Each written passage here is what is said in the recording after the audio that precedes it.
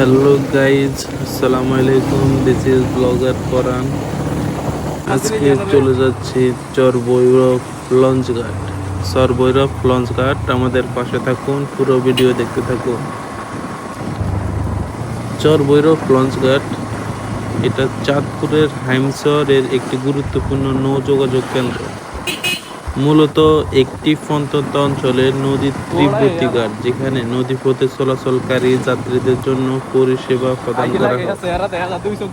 যদি সড়ক যোগাযোগ ব্যবস্থা উন্নতির কাছে কিছু মানুষ এখন চাঁদপুর হয়ে যাতায়াত করে, তবুও এই ঘাটটি এখনও একটি বিশেষ গুরুত্বপূর্ণ রয়েছে, বিশেষ করে নিম্নবিত্ত স্থানীয় জনগণের জন্য।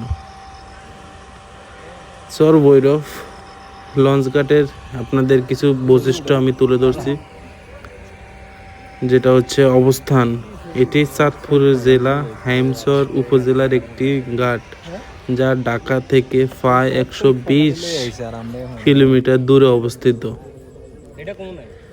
এটি ইলিশের শহরের সবচেয়ে দূরবর্তী ও শেষ ঘাটগুলো একটি, যা নদীপথে যাতায়াতের জন্য ব্যবহৃত হয়।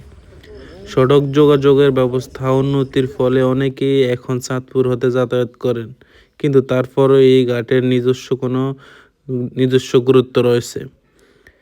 এটি একটি গুরুত্বপূর্ণ ঘাট, যা মূলত স্থানীয় এবং নিম্নবিত্ত মানুষের নদীপথে যাতায়াতের জন্য ব্যবহৃত হয়।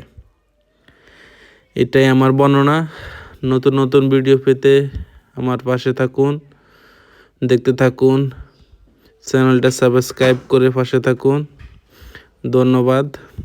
আল্লাহ হাফেজ, ভালো থাকবেন।